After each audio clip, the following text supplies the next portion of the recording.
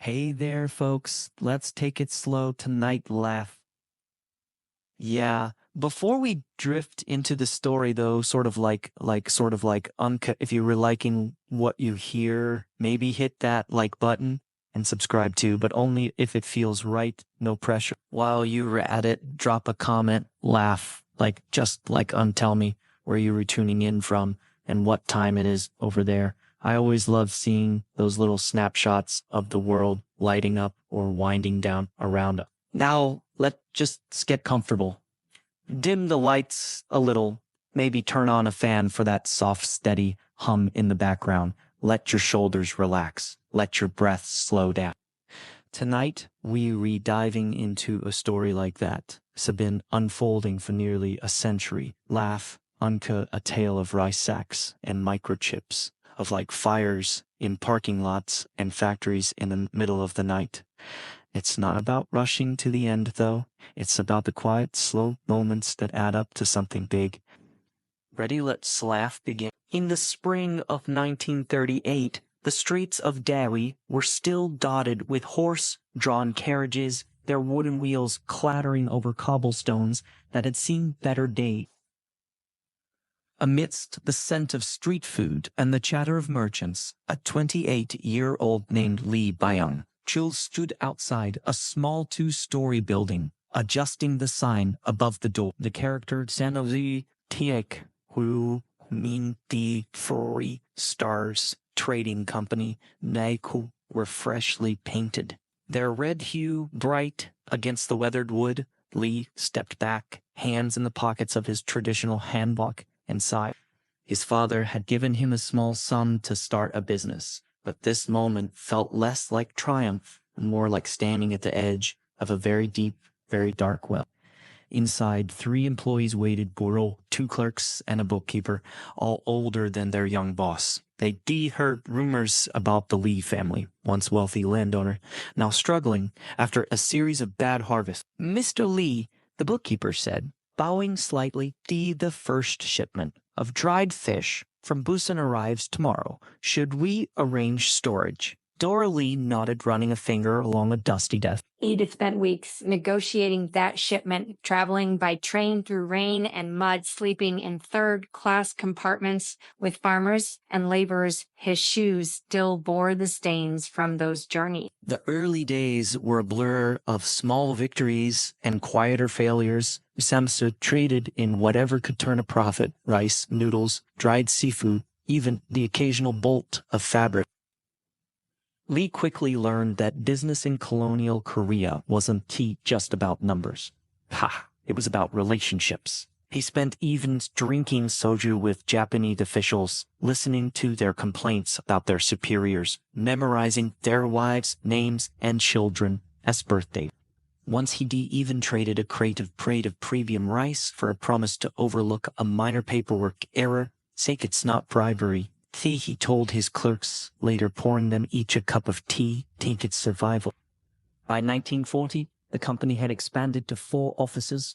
Lee still insisted on packing shipments himself. One rainy night, he stood in the warehouse, wrapping bundles of ginseng in oiled paper to protect them from the damp. A clerk found him there at midnight, his sleeves rolled up, hair matted with sweat. "Thought you should go home, sir." "There, the young man," said Lee, shook his head, smiling faintly. "These roots have been in the ground for 6 years. They deserve better than a careless wrap job." Not all risks paid off. A shipment of sugar bound for Manchuria disappeared in a storm, leaving Sansa short on funds for 3 months. Lee pawned his wife, jewelry, to make payroll, never telling her until decades later. "She do have insisted he say, dear, but a man shouldn't have to ask thee." When the war in the Pacific intensified, Japanese authorities began requisitioning supplies, leaving little for private trader. Lee shifted to importing textiles, reasoning that soldiers always needed uniforms. It was a gamble that kept the company afloat but left him lying awake at night, wondering if he was profiting from conflict. In 1945, as news of Japan's surrender spread through Daegu, Lee stood in his office, listening to the crowds cheering in the streets. His employees wanted to join the celebrations, but he asked them to stay. "We've worked too hard to let chaos undo us," he said, though. His voice trembled. That night, he wrote in his journal, "Tirei Xingshun began under foreign rule. Tomorrow, it will grow with a free Korea." Tifo, he had no idea how prophetic those words would be, or how much harder the journey would get. The next morning, he raised a Korean flag above the office, its white field and red circle fluttering in the breeze. A neighbor, an elderly tailor who watched the company grow, stopped to stare. "You're brave, Mr. Lee," he said. Lee smiled, though. His hands were clasped tightly behind his back. Bravery is just stubbornness with better posture," Terry replied. And with that, the next chapter of Sunset's story began, one that would require plenty of both. The first bombs fell on Daegu in June 1950, their thunderous booms shaking the windows of Semsa's headquarters. Lee Byung-chul was in his office reviewing ledgers when a clerk burst in face at each. "North Korean troops are crossing the 38th parallel, sir," he stammered around. "They say Seoul could fall in days." Lee closed the ledger slowly, the sound of its leather cover echoing in the suddenly quiet room for a moment. He said nothing, just stared at the map of Korea pinned to the wall, his finger tracing the line that divided the country. Within weeks, the war reached Daegu. Samsu-ich warehouses filled with rice and textiles became targets for looters. Lee organized night patrols, arming his employees with wooden sticks and old hunting rifle. One evening, he stood on the roof of the main building, watching flames consume a neighboring factory. Lee should flee to Busan. T's brother urged, pulling at his sleeve. Lee shook his head. "If we leave everything behind, there will be nothing to rebuild with." By September, the situation grew desperate. South Korean forces retreated, and Daegu braced for occupation. Lee made a risky decision. He would move key equipment and supplies south to the port city of Busan, while leaving a skeleton crew to guard what remained, loading trucks in the dead of night. By the light of flickering lanterns, they worked in silence, each man knowing that a single gunshot could mean discovery. Lee personally drove the first truck, his son Kun, and then a teenager sitting beside him, clutching a suitcase filled with company records. Busan, crowded with refugees, offered little safety, but plenty of chaos. Lee rented a small warehouse near the docks, its walls pockmarked with bullet holes. Here, Chant operated in secrecy, trading goods on the black market to survive. Once, a North Korean patrol raided the area, and Lee hid under a pile of burlap sacks for hours, listening to soldiers' boots thudding above him. When they left, he emerged, covered in dust, coughing, but smiling. Taiki told his exhausted team, we're still here." The tide turned in September 1950 with the Incheon landing, but the war dragged on. Some Sinsa factories in Daegu lay in ruins. Su rooftops blown off, machinery rusting in the rain. Lee visited the site in 1951, walking through the debris with his hands in his pockets. A former foreman approached, hat in hand. "Dan, sorry, sir, we tried to save what we could." T-vet. Lee clapped him on the shoulder. "T-foot, broken can be fixed. What matters is, we're alive to fix it." Rebuilding began with scavenged materials and borrowed tools. Workers slept on cots in the factory, surviving on bowls of rice and kimchi. Lee often joined them, rolling up his sleeves to help hammer nails or carry brick. One night, as they sat around a campfire, an employee asked, "Why bother, sir? The war could destroy it all again tomorrow." Lee stared into the flames for a long time before answering, "Because Korea will need businesses when the shooting stops. Someone has to be ready." By 1953, when the armistice was signed, Samsung had not only survived but expanded. The Busan operation had grown into a thriving trading post, and the Daegu factories were slowly coming back to life. Lee stood in the doorway of the rebuilt flour mill, watching the machines grind wheat for the first time in years. The noise was deafening, but he didn't find it sounded like progress. A clerk handed him a telegram, an order for 500 bags of flour from a bakery in Seoul. Lee smiled, tucking the paper into his pocket. "I tell them we'll deliver by next week." Daegu, he said. As he walked back to his office, past workers repairing a damaged wall, he thought of all they'd lost and all they'd managed to hold on to. The war had taken much from Samison, but it had also forged something unbreakable, a stubborn refusal to disappear. The year 1951 smelled of sawdust and possibility. In Daegu, Lee Byung-chul stood in an empty warehouse, sunlight slanting through cracks in the roof to illuminate swirling motes of dust. Around him, workers hammered nails into wooden beams, their voices mixing with the creak of old floorboards. "There, this will be the flour mill," Thaddeus told his eldest son, who'd come to observe. The boy nodded, running a hand over a rusted metal pipe salvaged from the ruins of their pre-war facilities.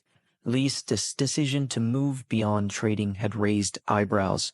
"Never stick to what you know," Tedford's brother had warned over a bowl of soup. But Lee couldn't shake the memory of war shortages, empty store shelves, families waiting in line for scraps of food. "Trading depends on what others make," Talekilti replied. "Dali, we need to make things ourselves." Dio, so he used the profits from Sanfong, wartime black market operations, to buy this warehouse, along with a set of second hand milling machines from Japan. Starting a flour mill in post-war Korea meant overcoming 1,000 small obstacles. The electricity supply was erratic, so they installed a backup generator that roared like a wounded animal. Raw materials were scarce, so Lee sent buyers into the countryside to barter with farmers, trading cloth and tools for sacks of wheat. Once a shipment of grain arrived infested with weevils, Lee spent 3 days with his workers, sifting through each sack by hand. "High quality starts here," he told them, picking a bug out of his palm and dropping it into a jar. By 1953, the mill was producing 500 bags of flour a day. Local bakers lined up outside, their horses hitched to wooden carts. Lee often stood at the loading dock, chatting with them. "The texture's finer than Japanese flour," Daegu baker noted, tapping a bag with his knuckle. Lee smiled. Why, he personally adjusted the millstones to get that consistency, staying up nights experimenting while his family slept. Next came sugar. Lee noticed that imported sugar cost 3 times as much as locally grown sugarcane, thanks to tariffs and transportation fees. So he bought land outside Busan, hired an engineer from Taiwan to design a refinery, and planted fields of sugarcane.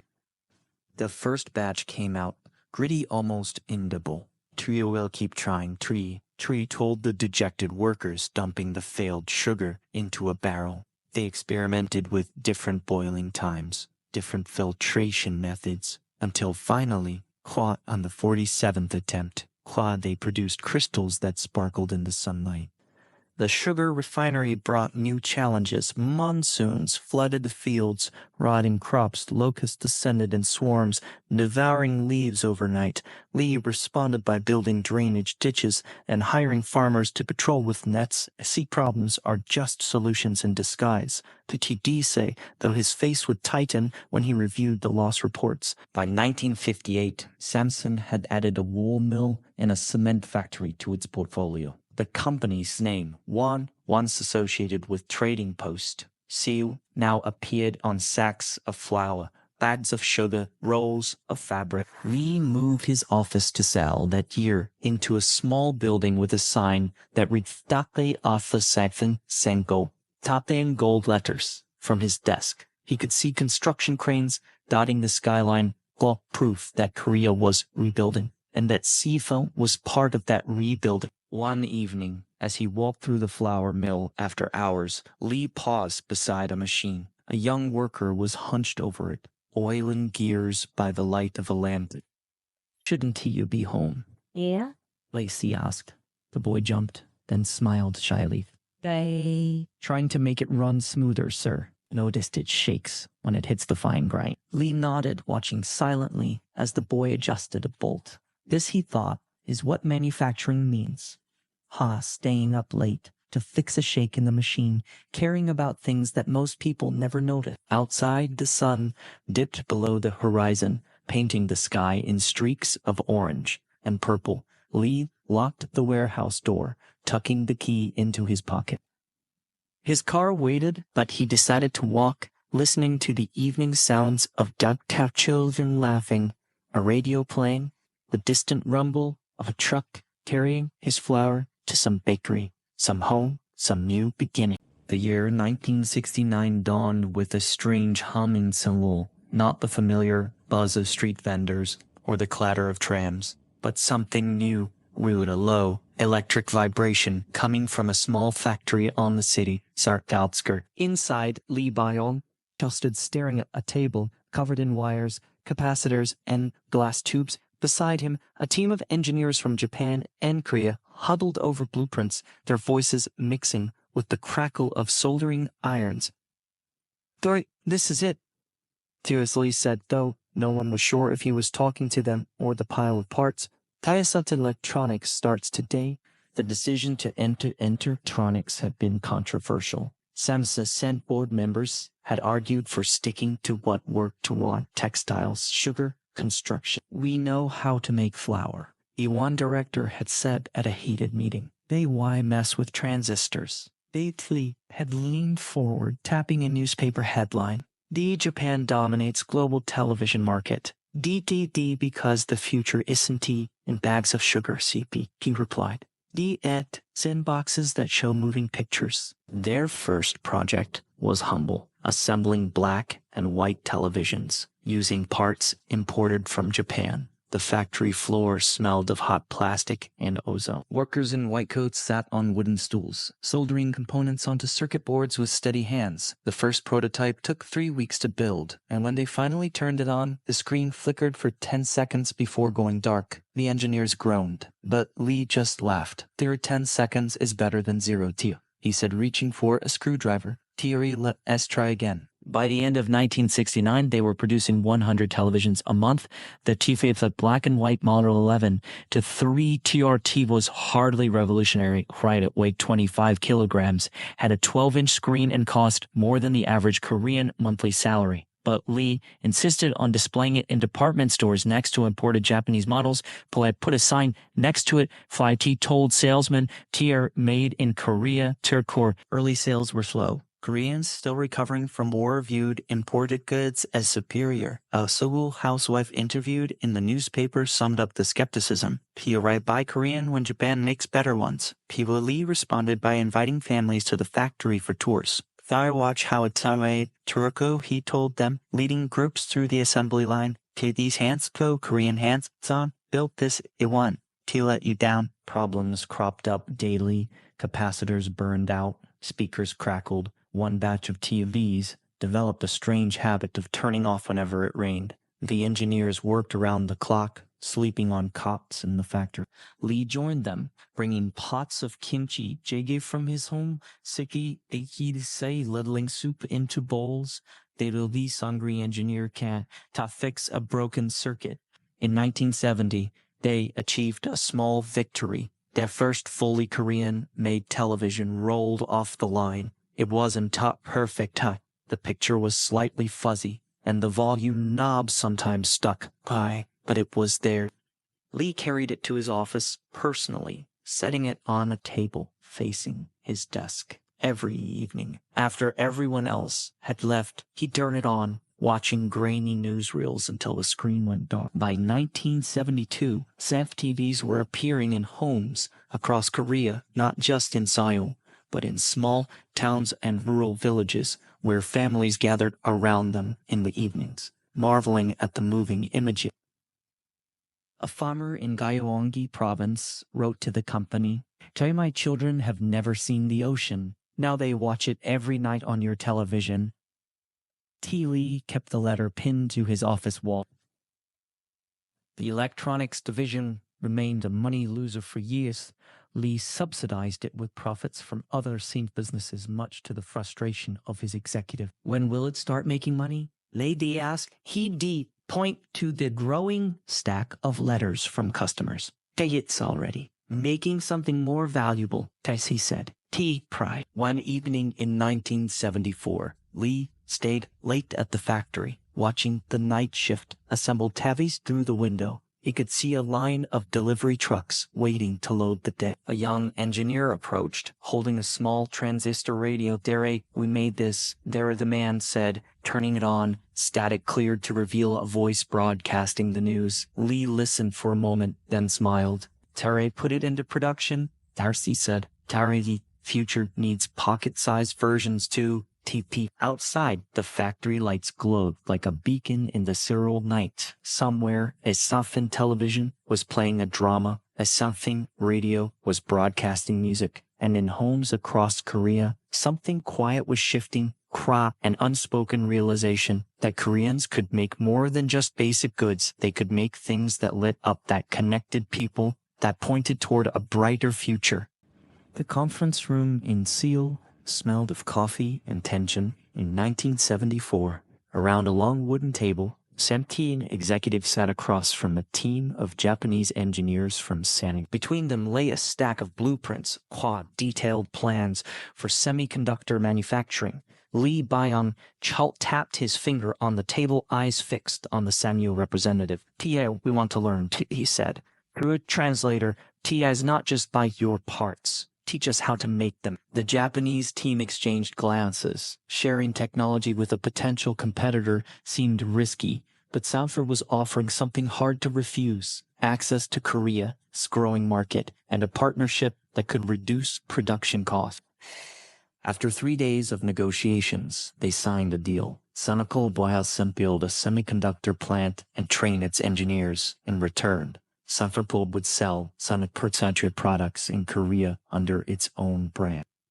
For Shem's young engineers, the training was a crash course in humility. They arrived in Osaka in 1975, notebooks in hand, ready to absorb every detail. The Sana factory was a revelation, clean, efficient, with machines that hummed with precision. "Say, watch how they handle the wafers," a senior engineer whispered, as a Japanese technician lifted a silicon disc with tweezers, movement steady as a heartbeat. Make one mistake and it's ruined. Back in Korea, construction began on Sanase semiconductor plant in Gumi. Workers labored through monsoons and heat waves, racing to meet the deadline. Lee visited weekly, wearing a hard hat and steel-toed boots. Asking endless questions. "FRY this material?" Terry he D asked, pointing to a pipe. "Terry, can we make it locally?" The engineers learned to anticipate his visits, rehearsing answers to questions they hadn't even been asked yet. The first batch of semiconductors, small, black chips used in radios, rolled off the line in 1976. They weren't perfect, 30% failed quality tests, but Lee held one up to the light, smiling. "These are ugly babies," Hayorti told the team. But they hours. Hayorti ordered them to analyze every failed chip to document exactly where and why they'd gone wrong.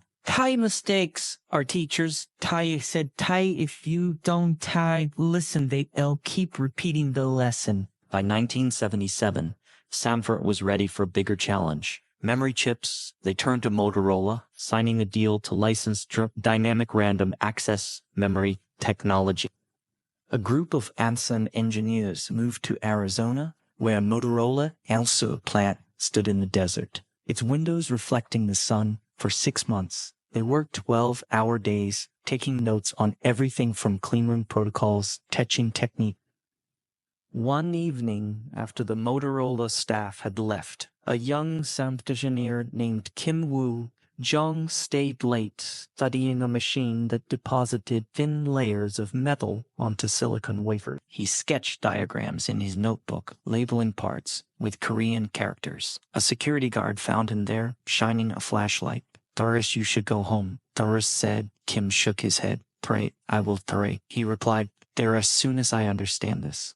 Bringing that knowledge back to Korea wasn't too easy. The Motorola technology was complex, and Samsung factory lacked the precision equipment of its American counterpart. Engineers improvised using modified machines and homemade tools. Once they spent 3 days calibrating a microscope, adjusting it by fractions of a millimeter until it could detect tiny defects in the chip. In 1979, Samsara shipped its first 64K DRAM chips to the United States. They were slower and more expensive than chips from Intel and Japanese rivals, but they worked. A small electronics company in California placed an order, writing in a letter, "That's your chips. Aren't the best, but they're reliable, and we like doing business with people who try hard." They framed the letter. The partnerships had critics. Korean nationalists accused Samsung of selling out, of relying too much on foreign technology. Why not develop our own teeth? Newspapers demanded. Lee responded in an interview that you don't learn to run by refusing to walk first. We'll adapt, and one day we'll lead. By the early 1980s, Samsung was ready to cut the cord. It hired researchers from around the world, set up a lab in Silicon Valley, and began developing its own semiconductor design. The first fully proprietary DRAM chip was released in 1983, a milestone celebrated with a small party at the Gumi plant. Lee raised a glass of soju to the teachers who didn't want to teach us. Thus, he said, and to the students who refused to stop learning. Outside the factory's night shift was already at work, the glow of its windows visible for miles. Inside, engineers huddled over new blueprints, dreaming of the next breakthrough. The jelly had been necessary, even humbling, but it had worked. Samsung was no longer just assembling other people's technology. It was starting to invent its own mode, and that everyone in the room knew was when the real race began. The air in Shansen's Gumi semiconductor plant felt charged in 1983, not with electricity, but with a quiet urgency. Engineers in white cleanroom suits hunched over microscopes, their gloved hands steady as they inspected 256K DRAM chip. On the wall, a chart tracked their yield rate, proud the percentage of working chips per wafer, hovering stubbornly around 30% in Tokyo. Their Japanese rivals were hitting 70%. Lee Kun-hye, who had taken a more active role in Sonics division, paced the factory floor. They were bleeding money, he told his executives later that day, slamming a report on the table. The price of DRAM chips had collapsed, falling 90% in 3 years as Japanese companies flooded the market. Samsara's semiconductor division was losing $1 million a day. Tai shut it down. Advisors urged, stick to TVs and refrigerators. But Lee Kun-hye refused. He visited Silicon Valley earlier that year, watching Intel engineers celebrate the launch of their 1 megabyte DRAM chip. This isn't just a business. He told his team that it's a war for technological sovereignty, that if he ordered a $100 million investment in new equipment, betting the company's future on memory chips. The battlefield was brutal. Japanese giants like Toshiba and NEC had decades of experience, better yields, and cheaper production cost. They laughed when Samsung began undercutting their prices, calling it TV suicide pricing. Inside of Fansys Labs, engineers worked 18-hour days, sleeping on cots, surviving on instant noodles. One team spent 6 months perfecting a new etching technique, reducing defect rates by 15%, only to see Toshiba announce an even better method the next week. In 1984, Lee Kun-hye made a risky move. He centralized all semiconductor operations under one executive, Kim Woo-jung, the same engineer who stayed late in the Motorola factory years earlier. Kim said first order, every failed chip must be analyzed in a day failure analysis room. Daegu and its flaws documented and displayed. Blair, we will learn from every mistake. Daegu, he declared, even if it takes all night. The turning point came in 1986, a global semiconductor shortage hit, driven by demand from personal computer makers. Japanese factories couldn't keep up, and suddenly, Samsung chips was dismissed as inferior, poor, in high demand. They read not perfect, Dell purchasing agent told Kim during a visit.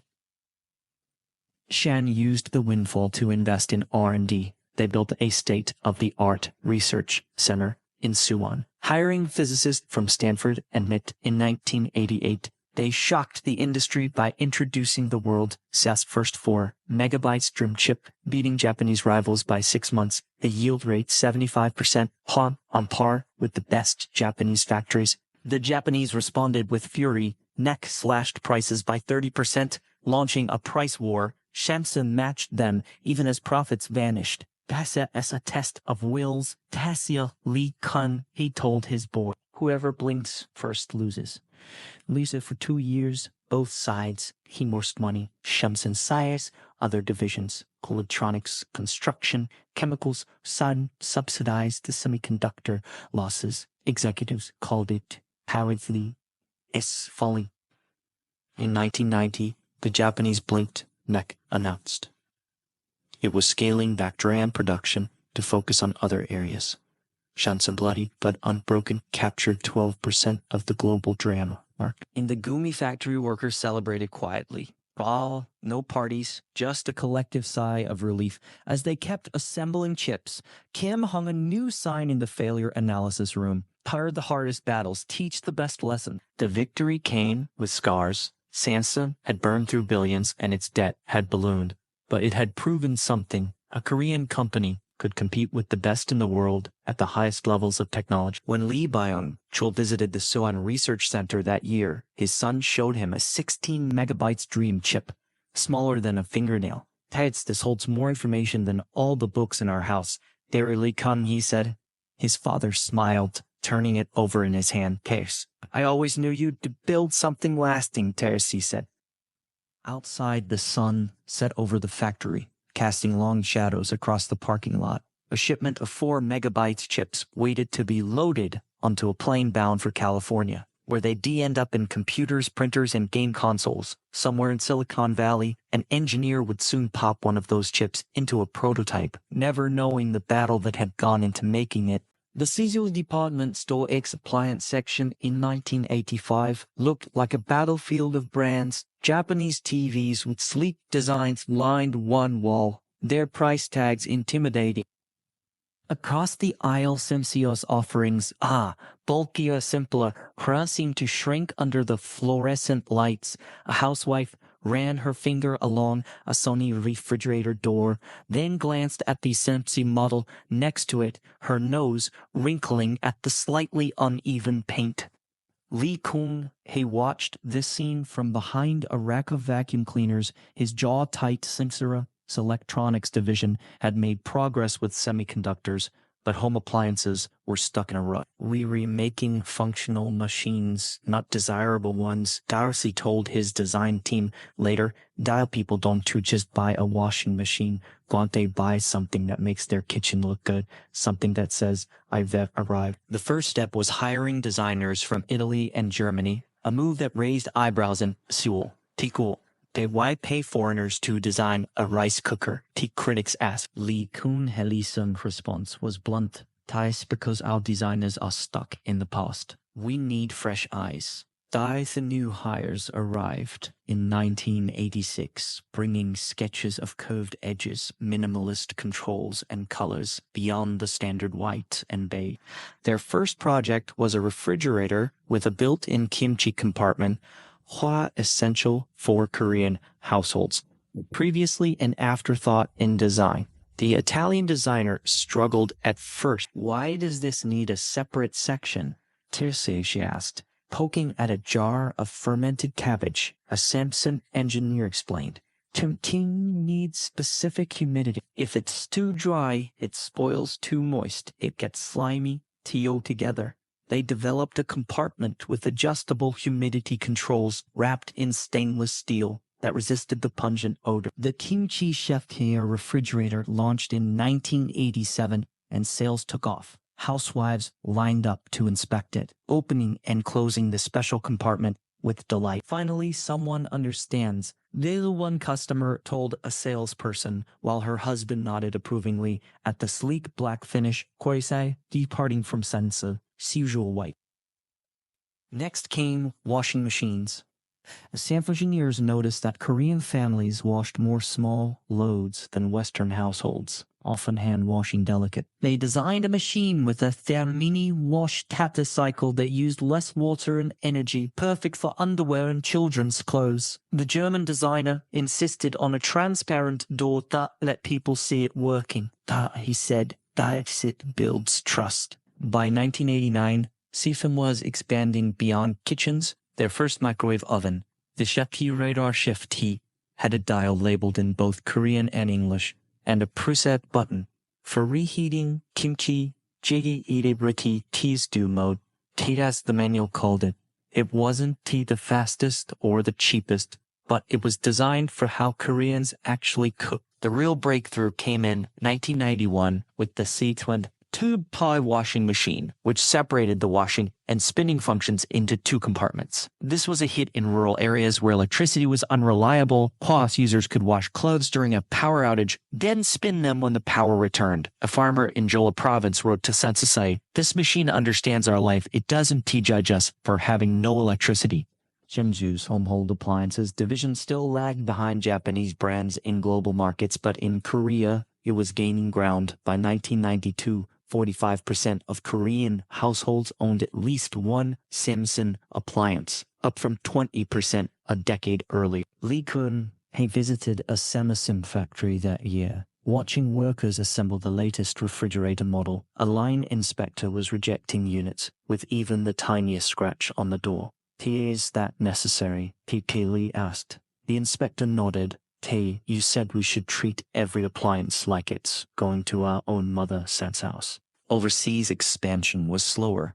European consumers found Samsung's designs too quirky. Americans thought they lacked the advanced features of G or Whirlpool. Shan responded by tailoring products to local tastes. A larger refrigerator for American families, a compact washing machine for European apartments. In 1993, they opened a design center in London, staffed with locals who knew what their countrymen wanted. One evening, Lee Kun walked through a Seoul supermarket, passing a display of Samsung microwaves. A young couple was arguing over which model to buy. "The red one matches our kitchen, Lee," the woman said. Her boyfriend pointed to a different model. "This one has a sensor that knows when food is hot." They bought both, one for their apartment, one for her parents. Lee smiled unnoticed as he pushed his cart toward the dairy section. Outside, the sun was setting, and apartment windows across the city were lighting up. In many of those windows, Shopm's appliances hummed quietly. Quiet refrigerators keeping kimchi fresh, washing machines churning through laundry, microwaves heating up leftover. They weren't the fanciest or the most expensive, but they were becoming part of daily life, as essential as rice or water. And that Lee knew was how empires were built, not with grand gestures, but with small, reliable moments that people came to trust. The phone call came at 3:00 in 1997, jolting Lee Kun-hye awake. It was Sing Fan, SECFO, his voice trembling. "The banks are refusing to lend. We can too make payroll next week." Lee stared at the ceiling, listening to the rain beat against his window. Across Asia, currencies were collapsing, stock markets were crashing, and what had started as a tie-back crisis was now a full-blown economic meltdown. Shamso, with its $15 billion debt, was teetering on the edge. By morning, the news was worse. The Korean won had lost 50% of its value against the dollar, making Samsung's foreign loans impossible to repay. Suppliers were demanding cash upfront. Retailers were canceling orders. In the semiconductor division, where 40% of revenue came from exports, engineers watched helplessly as prices for DRAM chips plummeted. Hayated, stars like standing under a waterfall and trying to catch water with a sieve. Pan, one manager muttered. Lee called an emergency meeting of Sensei's 50 top executives. The conference room was silent as he walked in, his usual confidence replaced by a grim resolve. "We have two choices. In has said, slamming a report on the table. They die slowly or cut off our own arm to survive.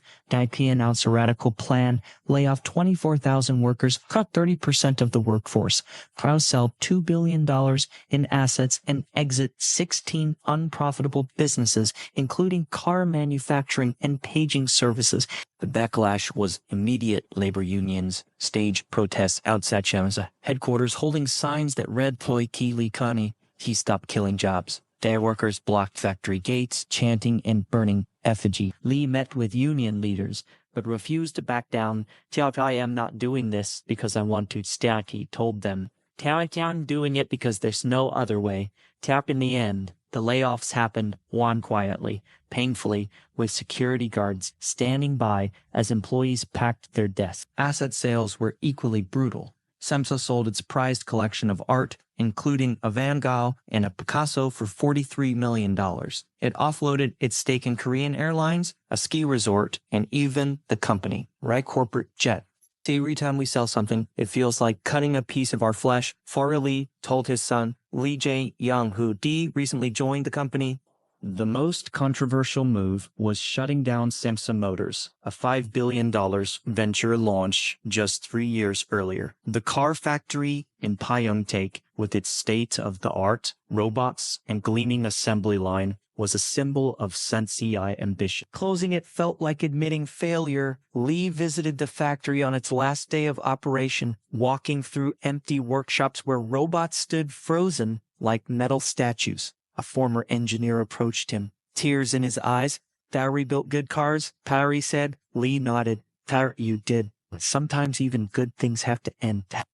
Amid the chaos, Lee focused on what remained: semiconductors, electronics, and home appliances. He ordered every division to reduce cost by 30%. Executives gave up their company cars, travel budgets were slashed to zero, even office supplies were rationed. In the semiconductor labs, engineers reused gloves and cleaned their own equipment to save money. PAC, we were not just cutting costs. DS Lee told them. We were learning to do more with less.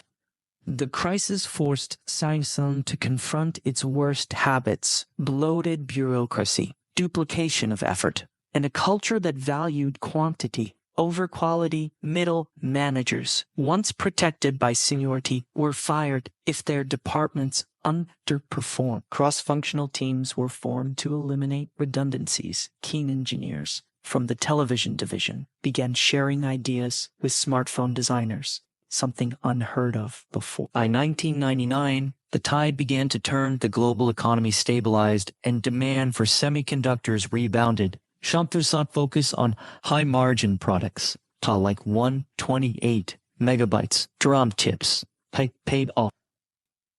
The company reported its first profit in 3 years, a modest $400 million. But enough to lift spirits. Workers in the Gumi semiconductor plant celebrated by bringing in home cooked meals, sharing kimchi and rice cakes in the break room. The lessons of the crisis ran deep. Lee Kun-hai often told employees, a crisis is a gift. It peels away the layers and shows you what's truly important. Shen emerged leaner, more focused, and with a newfound respect for risk. When the dot-com bubble burst in 2000, the company was ready, having already learned to weather storm. One evening in 2001, Lee stood on the balcony of his office looking out at Seongbu. Skyline, the Samsung Tower, once a symbol of excess, now housed only essential staff. Below, workers were leaving the electronics factory, chatting as they walked toward the subway. Lee thought of all they lost, the jobs, the businesses, the sense of invincibility, Korab, but also what they gained: clarity, resilience, and the courage to change.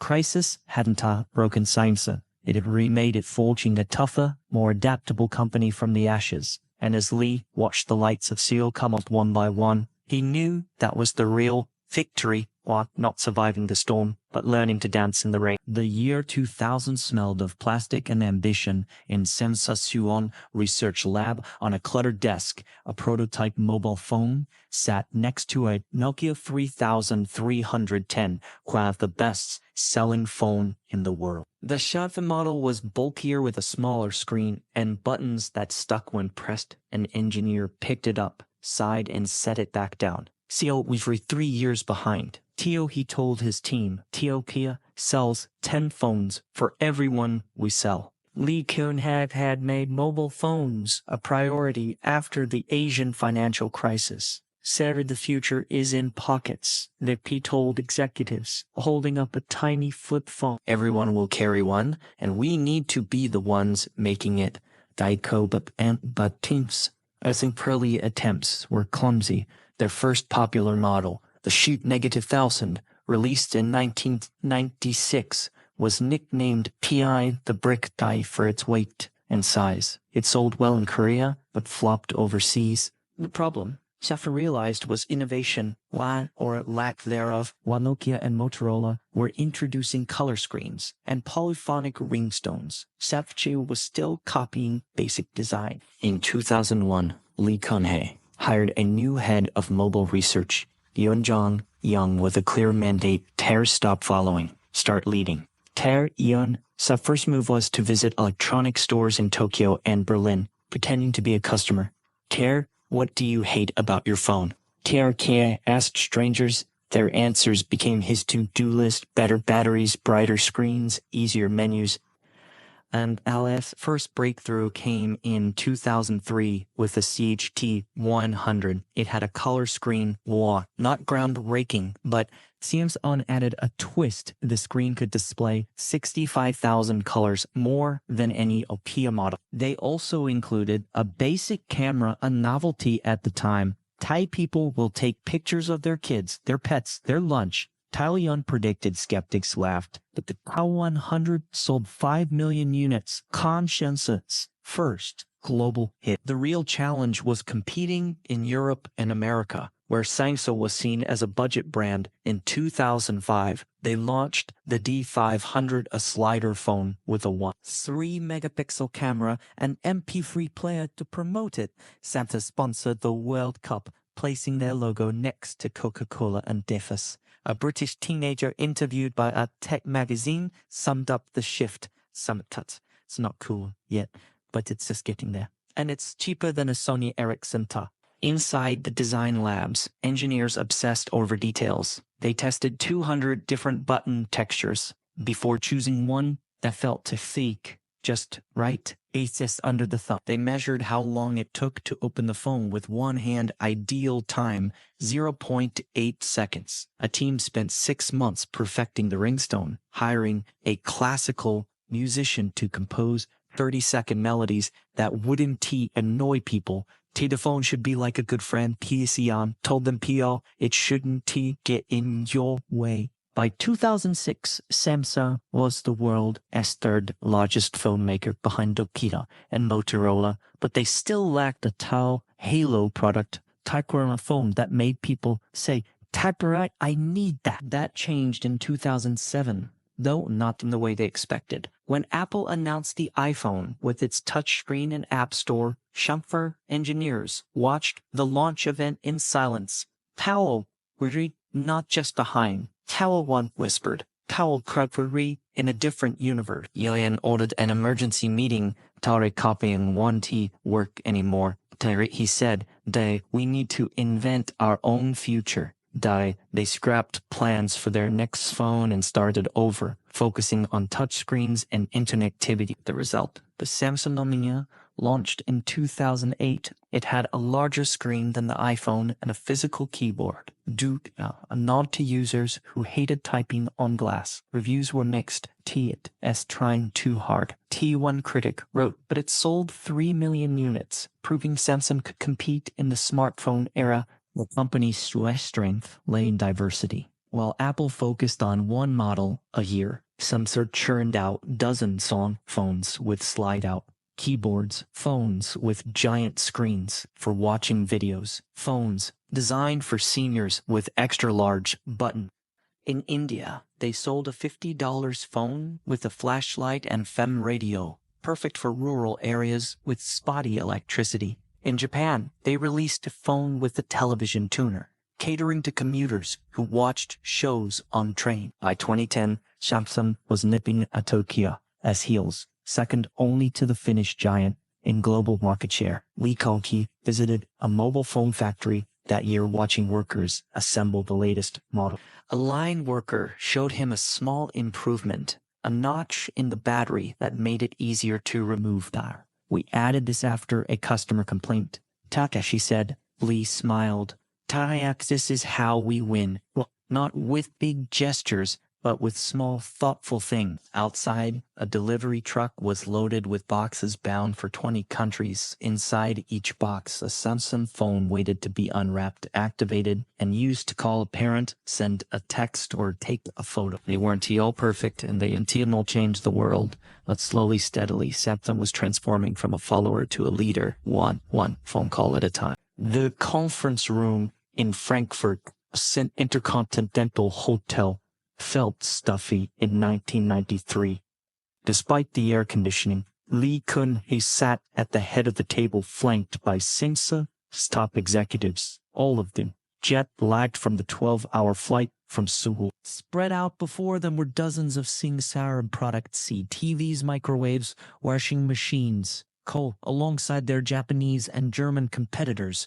Lee picked up a Sing microwave and a Patsish model, holding one in each hand. He feel the difference. The rest, his voice tight with frustration. I found is heavier, cheaper, and it breaks more often. Why? No one answered. For 90 minutes, Lee lectured them, pacing back and forth. His tie loosened, his tone rising. He talked about visiting a department store in Tokyo, where a sales clerk had laughed when he asked for Samsung product. She said, Korean products are for people who can afford real ones, Daegu recalled, slamming a fist on the table. By the end of the meeting, he issued a radical order to stop production of all 270 products we make.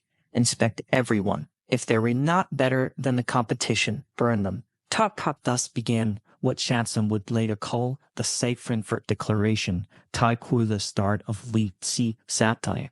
New management, Daegu Sinjeong, John reform. Over the next 46 days, he held 38 meetings in 7 countries, repeating his message: quality over quantity, innovation over imitation, global over local.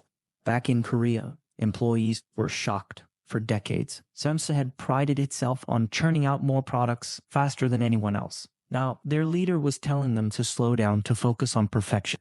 The most dramatic moment came in Gumi at Samsung television factory. Lee ordered 150,000 defective phones and TVs to be piled up in the parking lot. Employees watched as workers doused a pile with gasoline and set it on fire. The flames reached 30 feet. Black smoke billowing into the sky. Lee stood in front of the inferno, microphone in hand. Sire, these products are not just defective. He said, they an insult to our customers from now on. If it's not perfect, it doesn't show. Leave this factory. Some employees cried, others hung their heads in shame. The reforms touched every corner of Samsung design teams, once an afterthought. Were given equal standing with engineers. A beautiful product that works is better than an ugly one that works perfectly. Lee declared.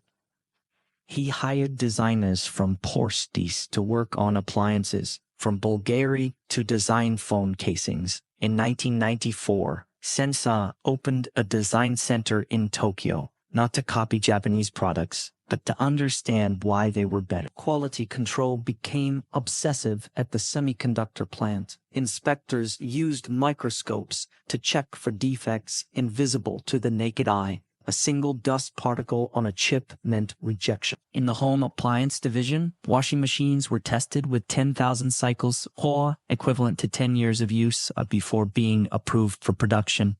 Treat every product like it's going to your mother, Lee told workers. Tilly, would you give her something that breaks? The changes weren't popular old-timers who debuilt their careers on quantity-resisted tariffs. We'll never meet our quotas, face managers complained.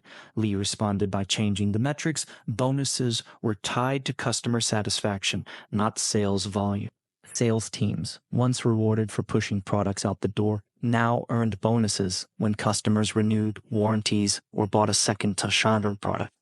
New management also demanded global thinking. Employees were required to learn English. Meetings were conducted in a mix of Korean and English. Samsung opened research centers in Silicon Valley, Moscow, and London, hiring local talent. A Florida Korean company that sells overseas. Lee said we're a global company with roots in Korea. By 1996, the results were visible. Sonosa Television Division won its first design award at the International Consumer Electronics Show. Its semiconductors were being used by IBM and Dell companies that once refused to consider Korean chip. A survey showed customer satisfaction had jumped 40% in 3 years. We used to hide the Samsung logo on our products. Simon designer admitted, now we proud to show it. Not everything worked. Lee push for globalization. Finds backfire. A decision to rename some products with English names confused Korean customer. A high-end refrigerator called Titan sold poorly until it was rebranded with a Korean name. Lee learned to balance global appeal with local sensibilities. A rice cooker designed for Korean short-grain rice wouldn't work for Japanese varieties, so Samfer created different models for different markets. In 1997, as the Asian financial crisis hit, the reforms proved their worth while other Korean companies collapsed under debt and shoddy products. Samsung's focus on quality and high-margin goods helped it survive. New management wasn't just about making better products. Lee told the employees during the crisis, it was about making a better company, one that can weather storm. One evening in 1998, Lee visited a Samsung store in Seoul. A grandmother was buying a microwave, her granddaughter by her side. Why this one Muni? The girl asked. The grandmother pointed to the Samsung logo because it won tea break. She said, because my neighbor has one. 5 years old and still works like new. Lee smiled, turning away before they could recognize him. This, he thought, is what reform looks like. Why not in speeches or burning piles of products, but in the quiet trust of a customer who believes your product will last. The cleanroom in Safed Hwasong semiconductor plant hummed with a sound like distant rainfall in 2003. Engineers in full-body bunny suits moved between machines, their movements slow and deliberate, as if handling fragile artifacts. Under a bank of fluorescent lights, a robotic arm placed a 12-inch silicon wafer into an etching machine. Each wafer capable of holding 400 microchips, each chip smaller than a fingernail, but packed with 256 million transistors.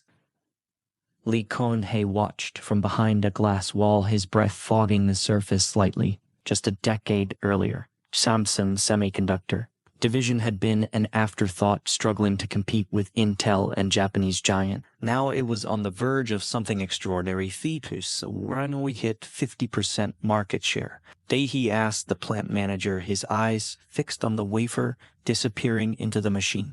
By 2005, sir, came the reply. Maybe sooner. The rise had been years in the making. After surviving the Asian financial crisis, Samsung doubled down on semiconductors, betting that the growing demand for personal computers, digital cameras, and mobile phones would hunger for more memory. In 2002, they made a risky move, investing $4 billion in a new factory dedicated to producing 12-inch wafers, larger than the 8-inch wafers used by most competitors.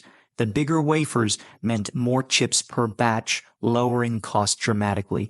Intel dismissed the move as PC overly aggressive. Samsung's secret weapon was its focus on NAND flash memory, the chips that store data in MP3 players, digital cameras, and eventually smartphones. while Intel and Micron focused on DRAM. Shepard poured resources into NAND, seeing it as the future of portable electronics. By 2003, they controlled 30% of the global net market, up from 5% in 1999. T5 began not just making chips. Tingset, the head of semiconductor research, told his team, "We were rebuilding the brains of the digital age." The competition fought back in 2004. Toshiba slashed NAND prices by 40%. Hoping to drive Sensa out of the market, Sensa matched the cuts, even as profits shrank.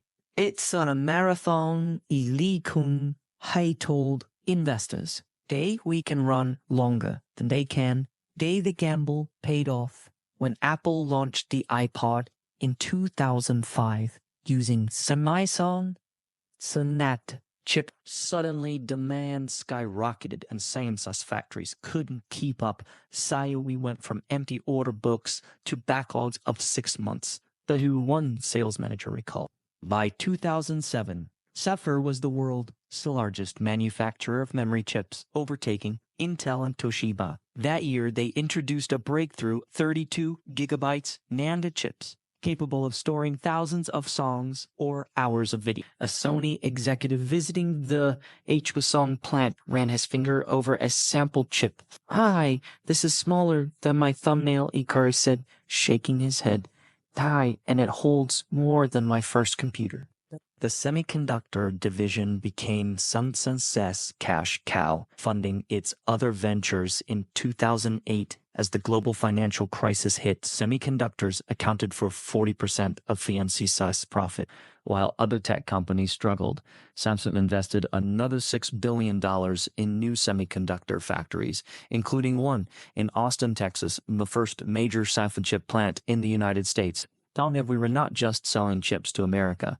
Xiaomi said at the groundbreaking, we were building them there with American workers.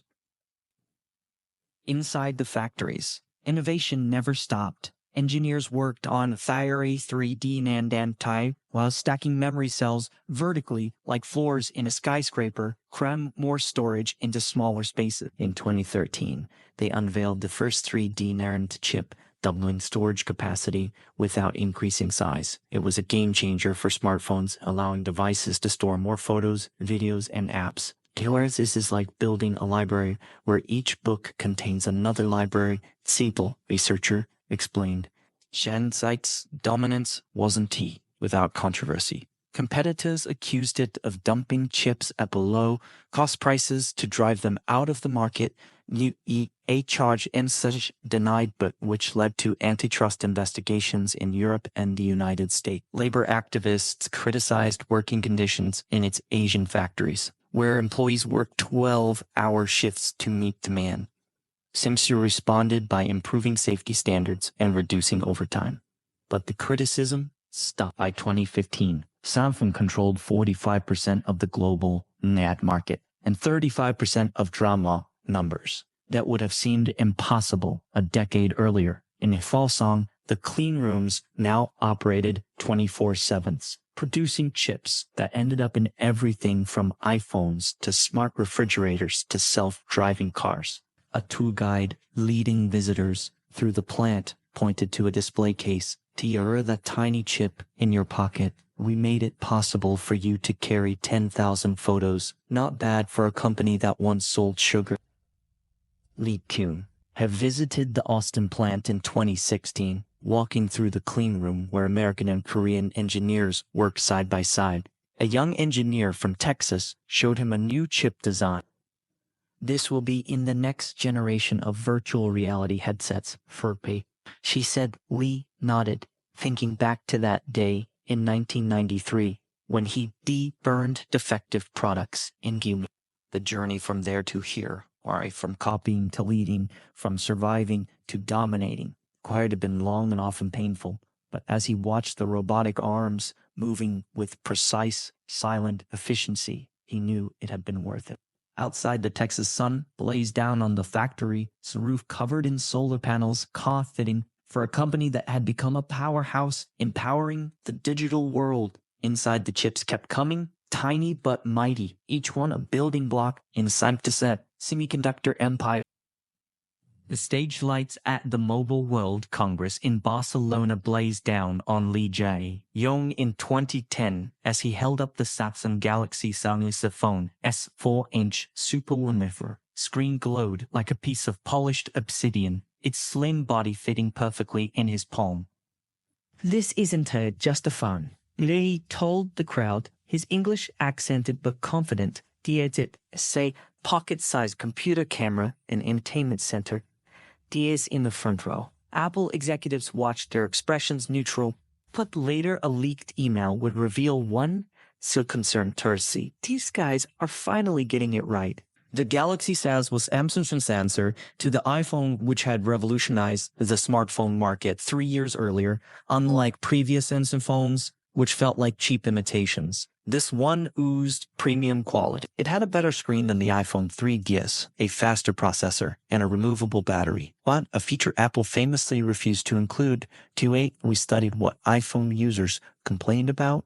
Tia said, the head of design, showing off the phone, micro-style card slot type. They wanted more storage, longer battery life, and customization. We gave them all three. The launch marked the start of Sina's golden age in smartphones. Over the next 5 years, they released a new Galaxy model every year, each one refining the formula. Bigger screens, the Galaxy Note introduced the T-Falbatari category in 2011. Better cameras, the Galaxy's Force, a 13-megapixel shooter, wowed reviewers, and innovative features like wireless charging and water resistance. By 2013, Samsung was selling 300 million smartphones a year, overtaking Kia as the world's 10th largest phone maker. The rivalry with Apple became legendary. Every new Galaxy launch was compared to the latest iPhone, with tech blogs dissecting everything from camera quality to charging speed. Shen's marketing didn't shy away from the competition, running ads that mocked iPhone users for waiting in lines and lacking features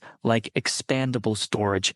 It's not about bashing them. Terran marketing executive explained, it's about showing worry better in ways that matter to real people. Behind the scenes, Samsung's vertical integration gave it an edge. Unlike Apple, which relied on suppliers, Samsung made its own screens, chips, and batteries, allowing it to control quality and cut costs. When the Galaxy S5 needed a brighter screen, Samsung display division delivered. When the Note 4 required a faster processor, the semiconductor team designed one.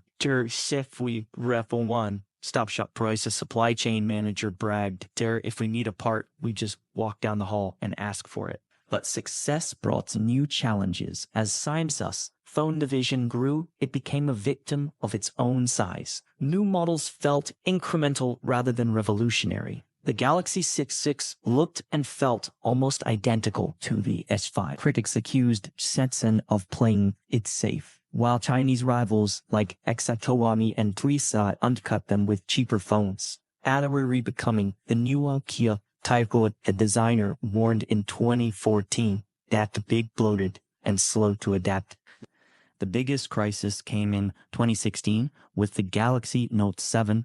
The phone and its battery had a fatal flaw. It overheated, sometimes exploding. Samsung recalled 2.5 million units, but the replacement batteries also proved defective. Eventually, they discontinued the model entirely, taking a $5.3 billion loss. It was a public relations disaster, with airlines banning the phone and consumers questioning Samsung's quality control. This is 1993 all over again, Teo Lee Kun-hee told executives, referencing the year he deburned defective products. We got complacent. We forgot that quality is everything. Shen responded with a massive overhaul of its battery testing process, hiring 700 new quality control engineers and implementing 80 additional safety checks. The Galaxy S8, launched in 2017, was a redemption story. Sleeker, more powerful, and most importantly, safe. It sold 30 million units in 6 months, proving consumers were willing to forgive. We didn't just fix a battery. Talali's CEO said, we fixed our culture of cutting corners. By 2020, Samsung held 21% of the global smartphone market, second only to Cedar, though Yuka share would later decline due to US sanctions. The Galaxy S20 featured 5 connectivity, a 108 megapixel camera, and a screen so bright it could be used in direct sunlight. In Seoul, a street vendor showed off his Galaxy Z Fold 2, a foldable phone that opened like a book. It's so expensive. The pipe it's deeper, but it makes me feel like I'm holding the future in my hand. The smartphone division had become Samsung's crown jewel, accounting for 60% of profits. But as Lee Jae-young, now the de facto leader after his father's illness, who visited a Galaxy factory in Vietnam, he knew the Jeonpyeong peak was a precarious place. Competitors were always nipping at their heels, and consumer tastes changed faster than ever. Dear, we can't rest. Dear, he told workers, holding up a prototype of the next Galaxy model. Dear, the day we think we've made the perfect phone is the day we start to fail. Outside the factory's parking lot was filled with scooters, most of them carrying Samsung phones in their riders' pockets inside. Robots assembled devices with mechanical precision, while human workers inspected each one for flaws. The air hummed with the sound of progress, a reminder that in the smartphone race, the finish line was always moving, and Samsung, after all these years, was still running as fast as it could. The boardroom in Samsung Seoul headquarters fell silent in 2005 as Lee Kun-hee laid out a map of the world. Scattered across it were small flags marking Samsung businesses: red for electronics, blue for construction, green for chemicals, yellow for finance. We are not just a tech company, he said, tapping a flag in Dubai, where Samsung C&T was building the Burj Khalifa. We are a constellation of companies, each supporting the other. Shan's diversification had begun decades earlier. Out of necessity in the 1950s, Lee Byung-chul had expanded into sugar and flour to feed a war-ravaged nation. In the 1970s, he delved into shipbuilding to capitalize on Korea as coastal geography. By the 1990s, Samsung was a sprawling empire. It built skyscrapers, made chemicals for plastics, operated department stores, and even ran a theme park. So if you live in Korea, area Jokwet Triyu, reborn in a Samsung hospital, educated in a Samsung school, and buried in a Samsung cemetery, the benefits were clear. When the semiconductor market crashed in 2001, Samsung's construction division, busy building stadiums for the 2002 World Cup, kept the company afloat. When smartphone sales dipped in 2018, its display panel business, which supplied Apple, picked up the slack. Diversification is our insurance policy, the CFO told investors. When one industry sneezes, another doesn't catch a cold. But the downsides were equally apparent. Critics called Samsung atai, chadbol taikoi, a Korean term for a family-controlled conglomerate, quite accusing it of using profits from successful divisions to prop up failing ones. The shipbuilding division, for example, lost money for years, sustained only by subsidies from electronics. It's like carrying a boulder while trying to run a marathon. A former executive complained. Nowhere was this tension more evident than in Samsung's foray into automobiles. In 1994, Lee Kun-hee had launched Samsung Motors, convinced Korea needed its own luxury car brand. He built a state-of-the-art factory, hired designers from them, and spent $5 billion on development. The result, the Samsung SM5 launched in 1998 to positive reviews. But by then, the Asian financial crisis had hit. With no money to expand, Samsung sold 70% of the division to Renault in 2000. It was a beautiful car, Terry Lee later admitted. But timing is everything in business. Other ventures fared better. Software engineering became a global player in petrochemical plants, building facilities in Saudi Arabia and Qatar.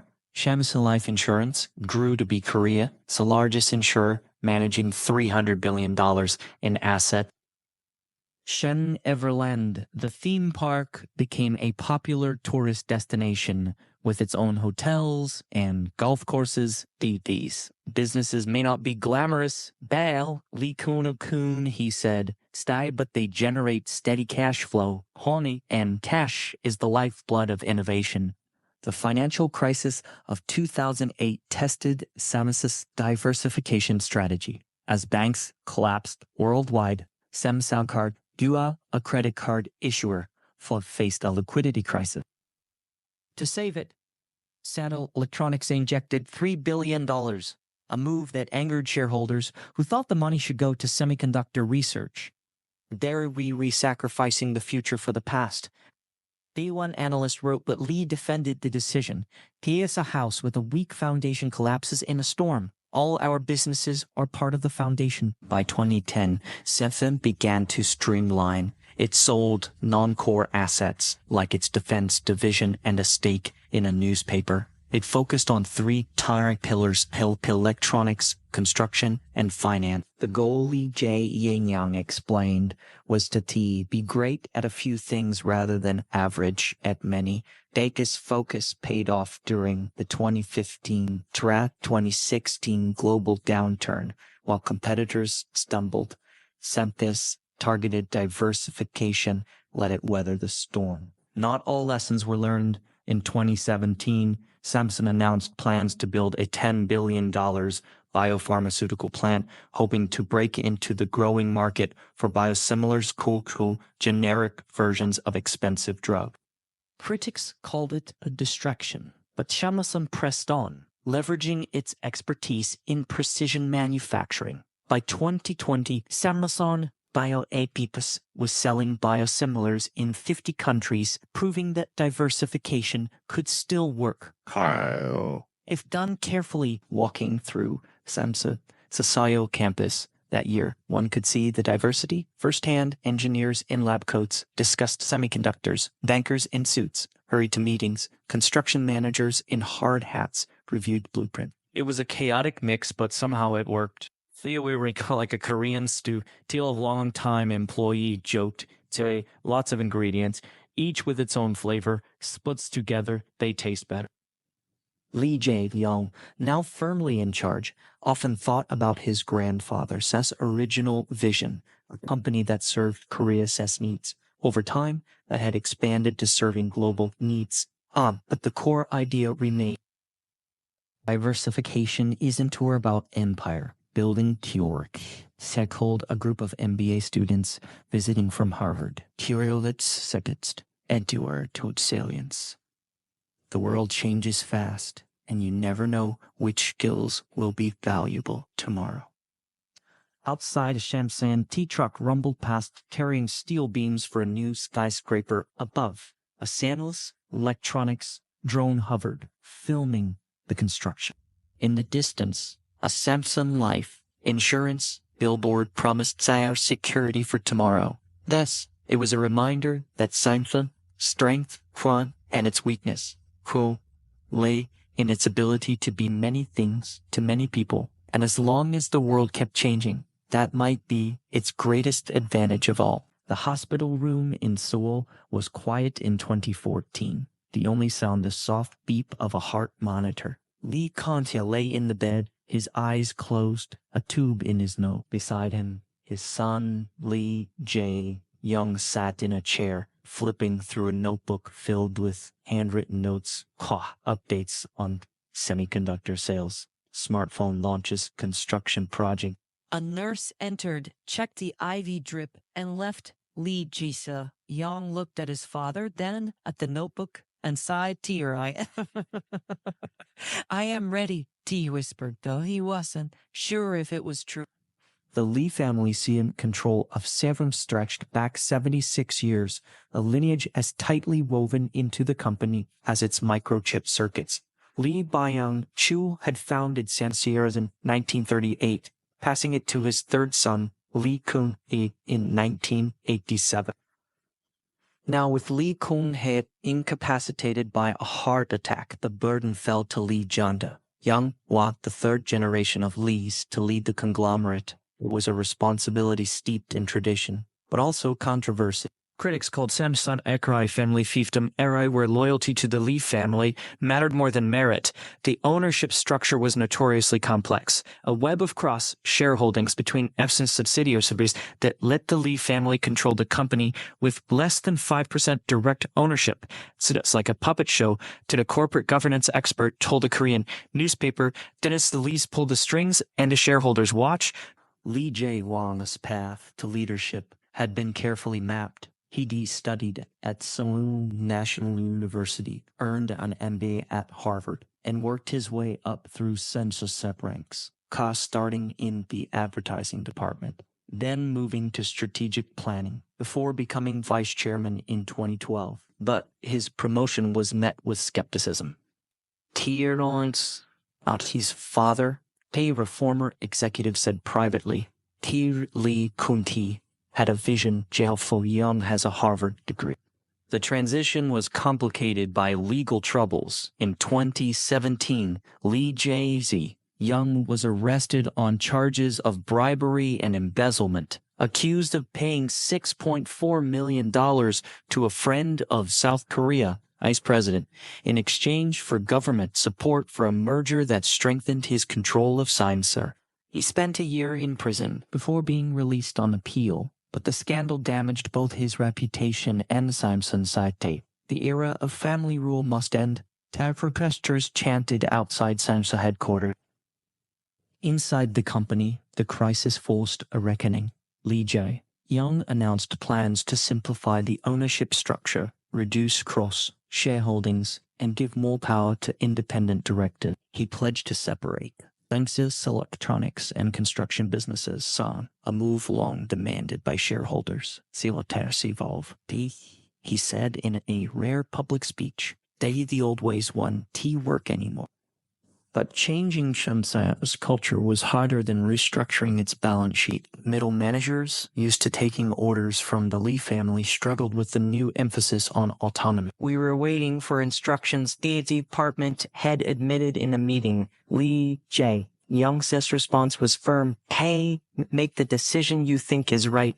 If you were wrong, we'll fix it, but stop waiting. The Lee family influence wasn't at all bad. It provided stability during crises, like the 1997 Asian financial crisis and the 2016 Galaxy Note 7 recall when quick, decisive action was needed. Employees often spoke of TC family values, T2CT, a focus on long-term thinking, a commitment to quality, a belief that sensory success was tied to Korea's success.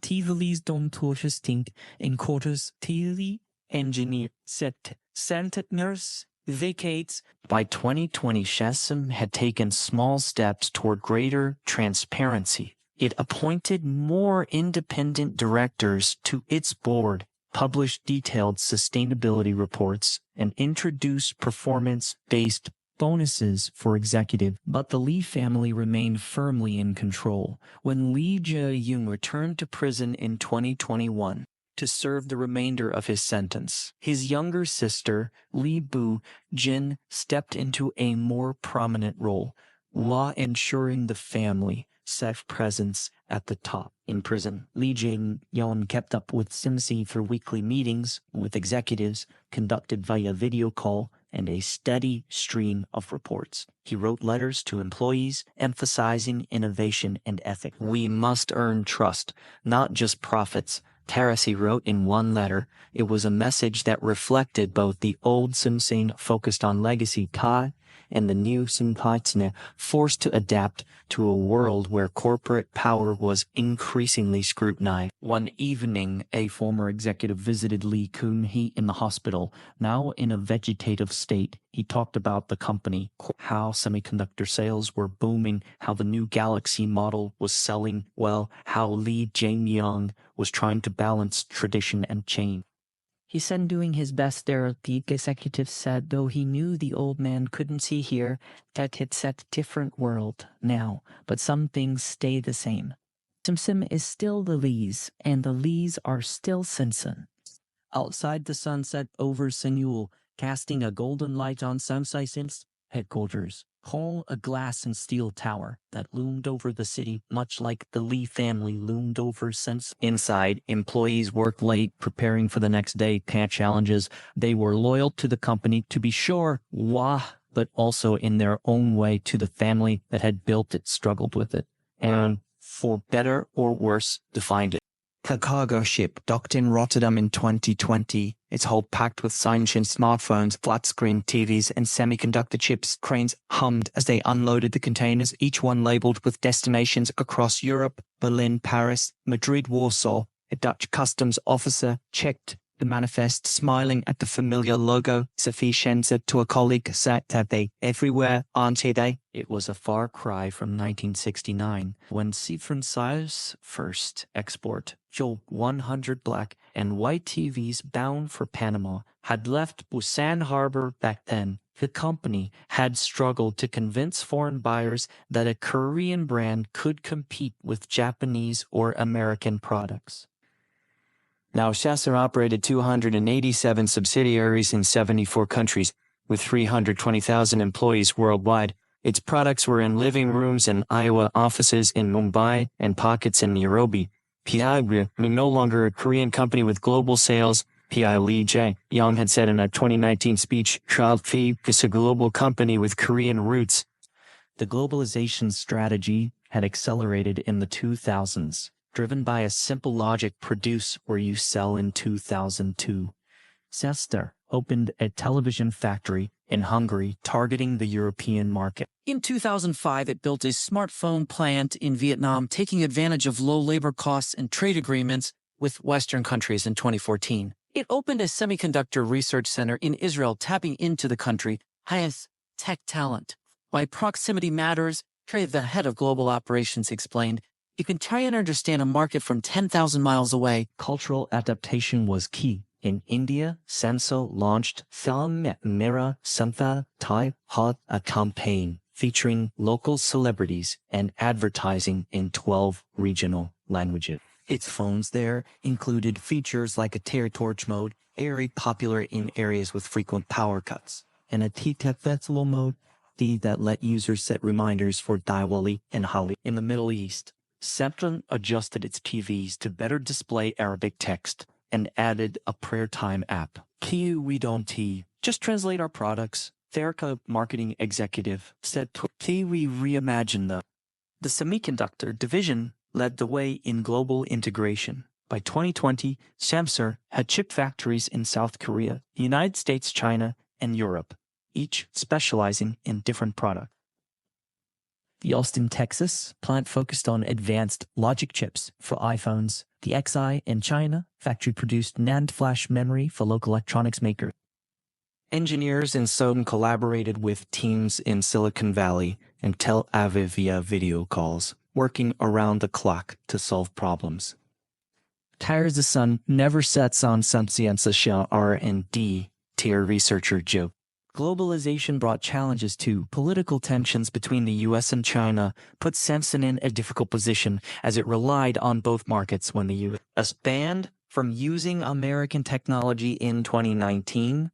Samsung had to choose between losing Chinese customers or violating sanctions. It opted for a middle path, selling older chips to fabricate that didn't require American technology. We were navigating a minefield. Thad, the CFO, admitted cultural clashes were common in overseas offices. Korean managers used to hierarchical decision-making struggled with Western employees who expected to voice opinions openly. In Brazil, workers protested strict overtime policies, which clashed with local labor laws. We thought our way was the best, the human resources director said. After resolving the dispute, they say we were wrong. You have to meet people where they are. By 2021, Chef derived 70% of its revenue from outside Korea, a statistic that would have seemed impossible to Lee Byung-chul. Its most valuable subsidiaries were located abroad: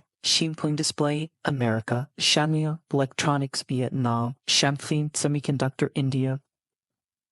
The company's global headquarters remained inside Seoul, but its true center of gravity was everywhere. spread across factories in Vietnam, design studios in London, and sales offices in Lagos.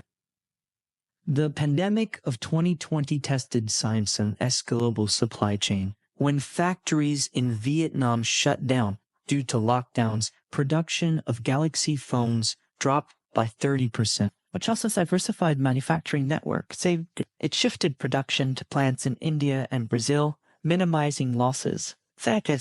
We built this resilience for moments like this, Lee Byung-chul said in a video call to employees. P.S. A single point of failure is a luxury we can't afford.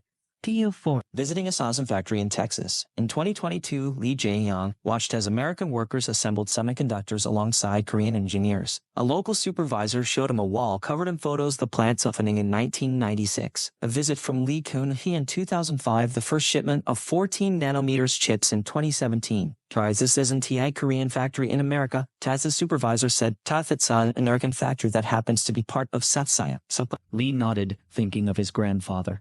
His first office in Daegu, a small room with a wooden desk and a single telephone. From there to hear a journey that had spanned 3 generations, 84 years, and countless late nights, failed products, and quiet triumph. Shanskek globalization wasn't just about selling more things. It was about proving that a company from a small country could compete and lead current on the world stage. Outside, the Texas sun set over the factory, its parking lot filled with cars from every brand: Ford, Toyota, Hyundai, Tesla. Inside, the machines kept running, producing chips that would end up in devices across the globe.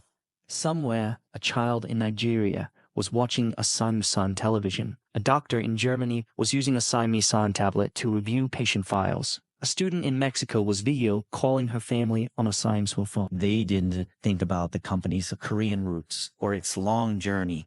They just thought about the product, and that Lee knew was the ultimate success. And so as the lights dim in the science research lab in Suwon, where engineers still huddle over blueprints at midnight, there is a quiet truth hanging in the air.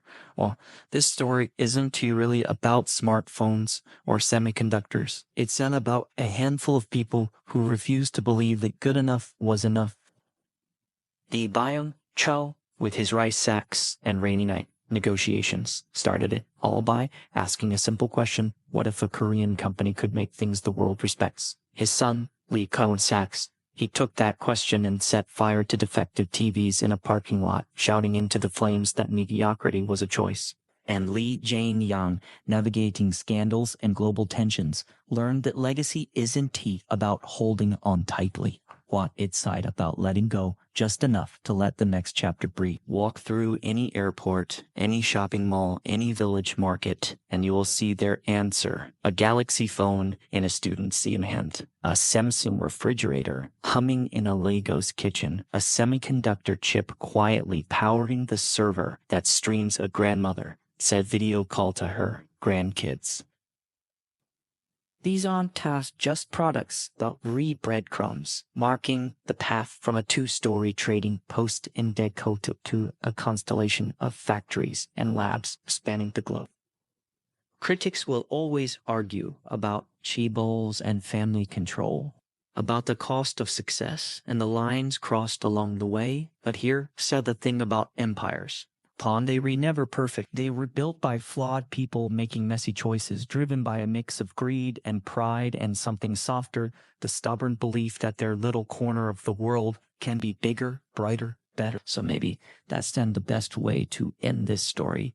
Try not with a triumphant fanfare, but with the hum of a factory floor in Vietnam at 3 a.m., where a worker adjusts a machine that builds phones, which will be shipped to Paris, where a baker will use it to take photos of her croissants, which will be posted online, where a teenager in Seoul will see them and smile. It's not glamorous, it's not historic, but it's alive. This chain of connections, this web of parts, this quiet, relentless progress. And in the end, isn't that what building something lasting is all about? Good night then, sleep well. The machines will still be running when you wake up.